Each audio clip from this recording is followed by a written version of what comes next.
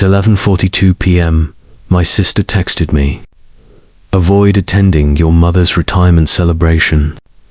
She is not interested in having you there." Not a call. No justification. Just one sentence, as if I wasn't necessary, which was more painful. My dad gave the message a thumbs up. I didn't argue as a result. I did not inquire as to why. "Okay," was my one-word response. I then discreetly cancelled the event. The celebration they had organized without me began to fall apart 7 days later. My phone continued to vibrate. Missed calls, voice messages, fear, and believe me, that was just the start. Please hit like and comment where you are listening before I reveal how this concludes. I'd like to know whether you've ever been deleted by your own family. Olivia is my name. It wasn't until I was 34 that I discovered how interchangeable to those who reared me I was. My family appeared flawless from the outside. The nice neighbors waved, the kind that shared happy holiday pictures. There are framed mementos of birthdays, graduations, and carefree trips all throughout my parents' home. You wouldn't be able to see who kept everything together. I was that person. I had a reliable job that required patience, organization, and problem-solving skills. Those abilities ceased to be merely professional abilities at some point. They turned into obligations to the family. I made reservations. I made the purchases. I resolved issues before anyone saw them. I never made the announcement. I never kept track of scores. I merely did it because someone had to do it every time. Mum preferred things done properly.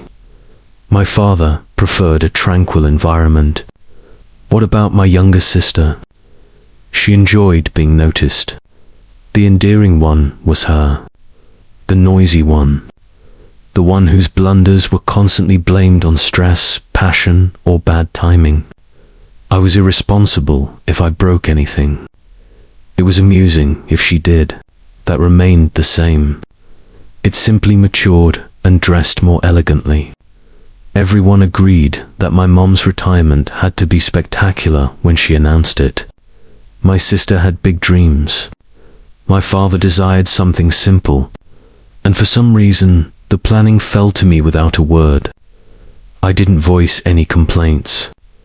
I located a comfortable location. I picked cuisine that my mother genuinely enjoyed.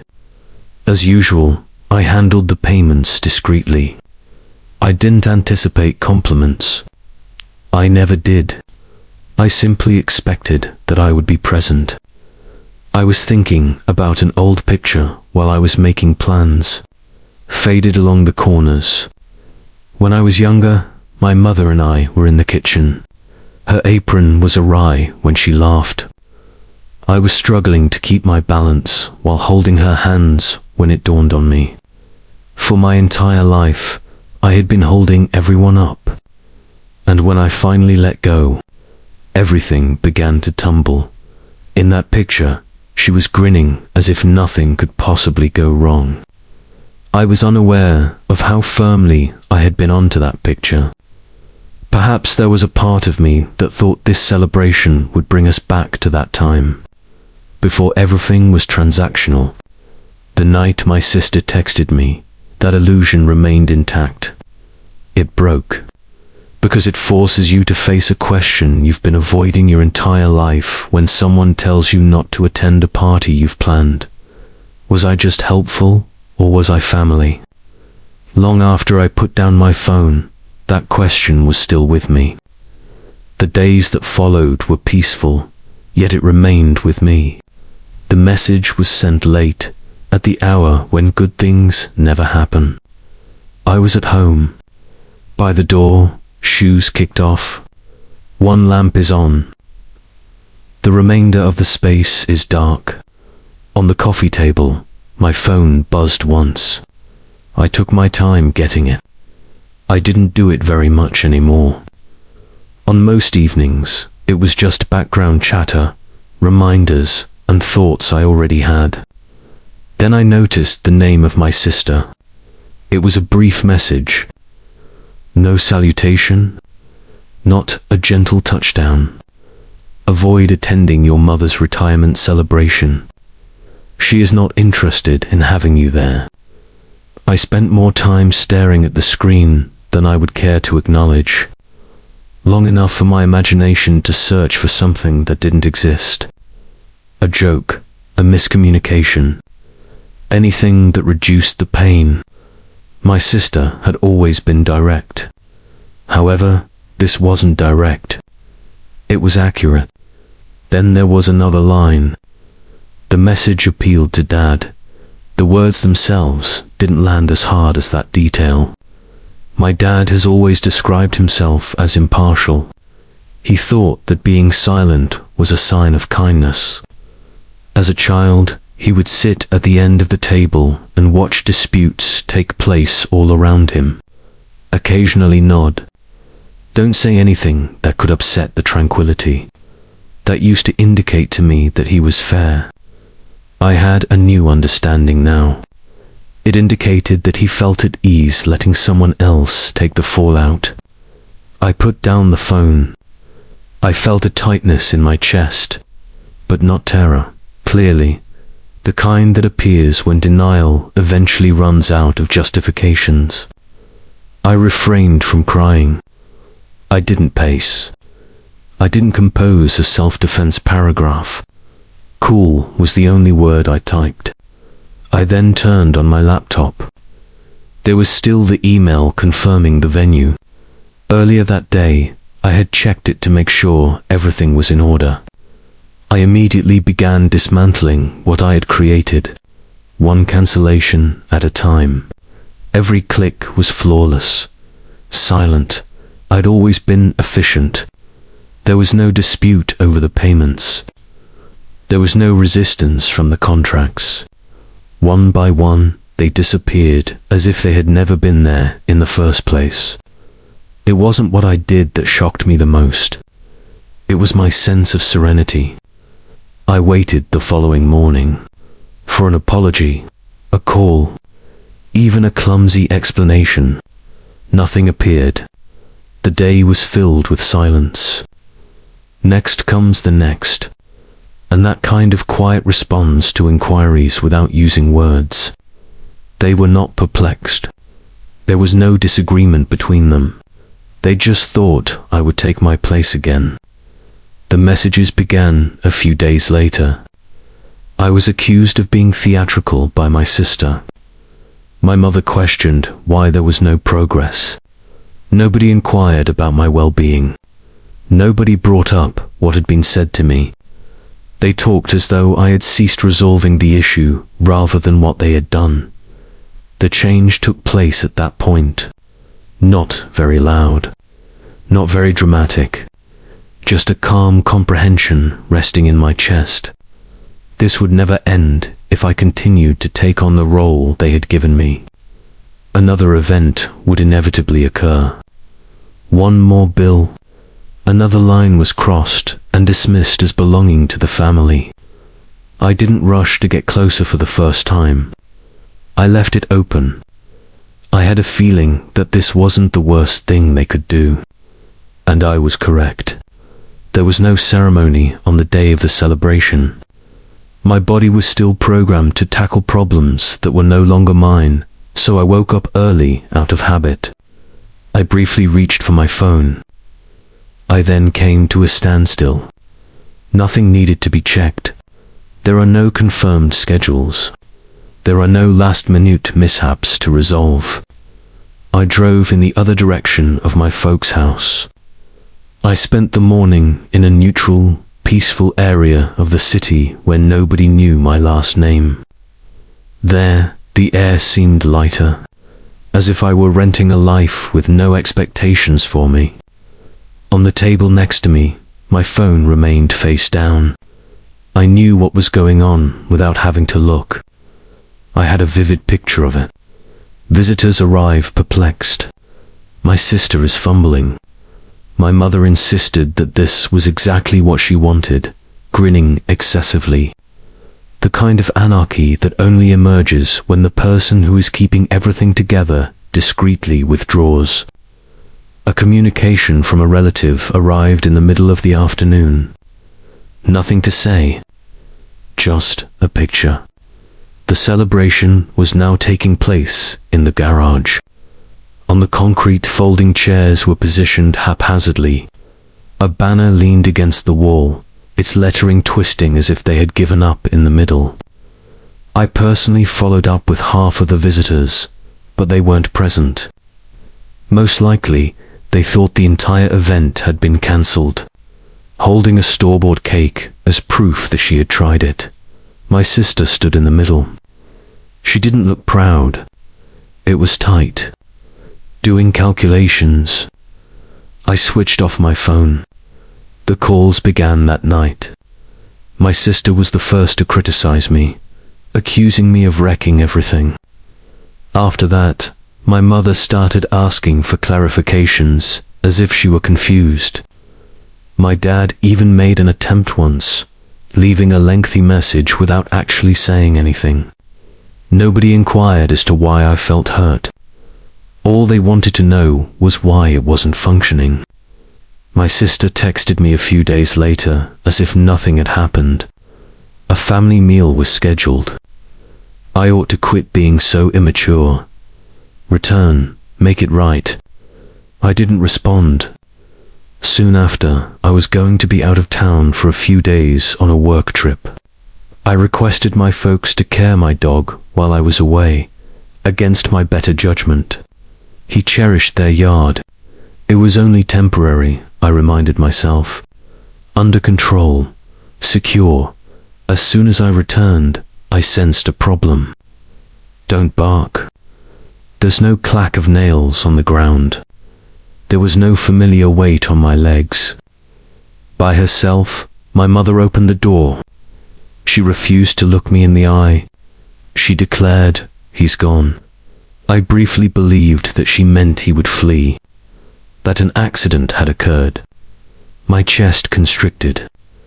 "Your sister took care of it," she said nonchalantly. The words didn't land correctly. Took care of it? How? She sighed, already agitated. She located a new residence for him. Someone who was more in need of him. Everything changed at that point. This was no longer about a party. This has nothing to do with miscommunications or upset feelings. They hadn't simply deleted me. They had gone too far and would never be able to go back. I wasn't considering maintaining harmony for the first time. I was considering When my mother repeated it, I didn't speak up. She got him a new place to live. Speaking as if it were every day, the words drifted between us. I felt as though something had subtly shifted inside my chest. I posed a single query. My own voice sounded strange, too crisp, too steady. Did you grant her permission? Already protective, my mother crossed her arms. You were not present. She managed it. Once you calmed down, we didn't believe you would mind. When I had calmed down, all my life, those remarks had followed me. I often say this after someone has injured me, as if my response was the issue rather than their behavior. I carefully and slowly passed her and entered the home. I didn't come to argue. I was there to gauge their actual progress. My sister's belongings were all over the place. By the door, our shoes. A chair with a jacket thrown over it. Evidence that she walked around this house as though it were her own. In the backyard, I discovered my father. With his headphones on, he was trimming hedges, acting as though if he kept himself sufficiently occupied, nothing could affect him. For him, I removed them. I said, "Did you know?" He remained silent. He gazed at the grass, as if the appropriate answer may sprout from it. At last, he murmured, "She said it was temporary." that everyone would benefit from it. Everybody. Except from me. Without saying anything else, I departed. I sat in my car longer than was required, hands on the steering wheel, breathing through a mixture of anger, anguish, and, beneath it all, clarity, sharp, harsh. They had stolen something that belonged to me, not simply on an emotional level, legally, and they did it because they were positive I wouldn't retaliate. They were mistaken. I didn't call my sister that evening. I failed to appear. I didn't send messages that were demanding. I collected evidence, papers for adoption, veterinary records, forms for registration, payments I had accumulated over time, everything bearing my name, everything that demonstrated that my attachment wasn't merely emotional. I was the proprietor.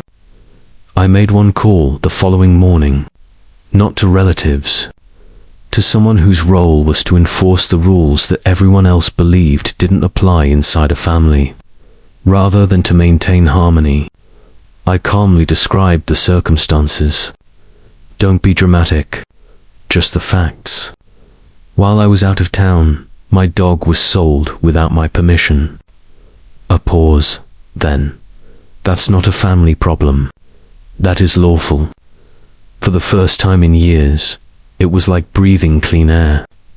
Things were moving quickly during the afternoon. My mother was genuinely astonished when the police showed up at their home, as if she was shocked that I had included strangers. Silent as usual, my dad hovered behind her. My sister had not yet arrived. Before anyone asked, they made an effort to clarify.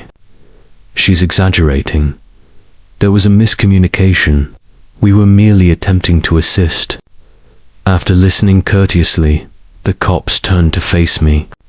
One by one, I turned over the papers. They read, nodded, and sought clarification. Expert, detached. Just what I needed. Who sold the dog? One of them inquired. My mother paused. That expressed it all on its own.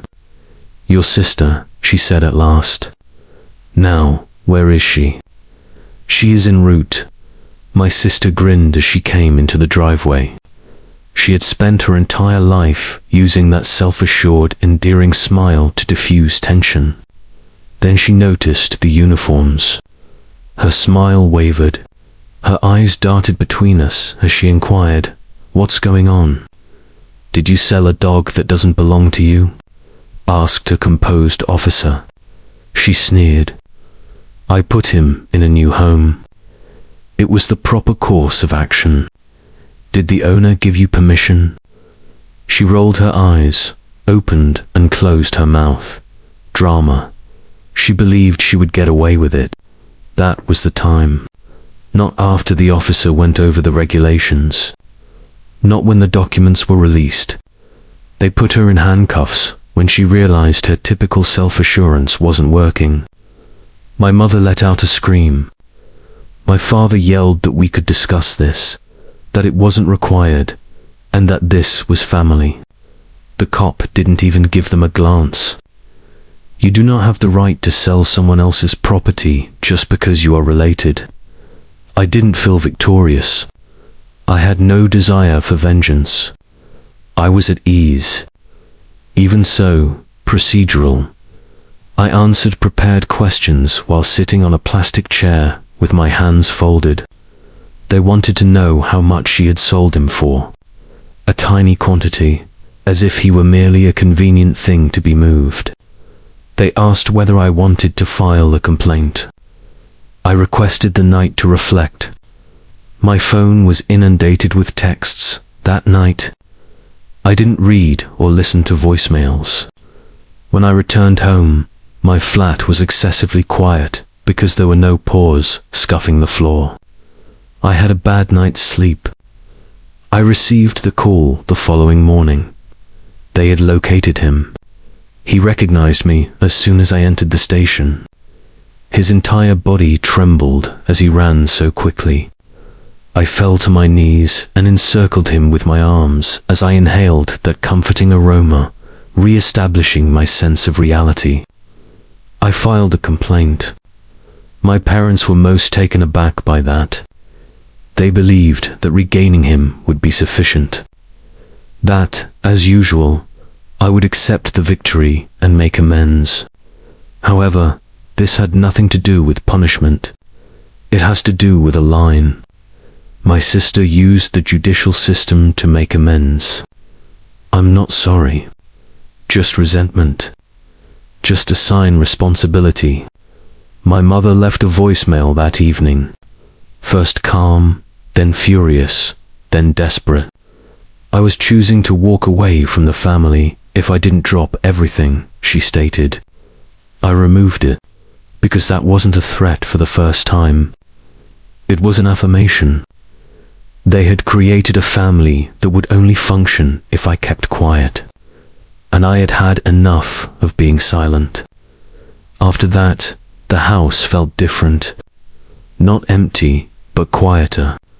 The first night back, he slept on my leg as if he had to confirm that I was real. It wasn't until daylight that I moved. I let the silence to permeate my bones, taking the place of the ongoing stress I had been carrying for years.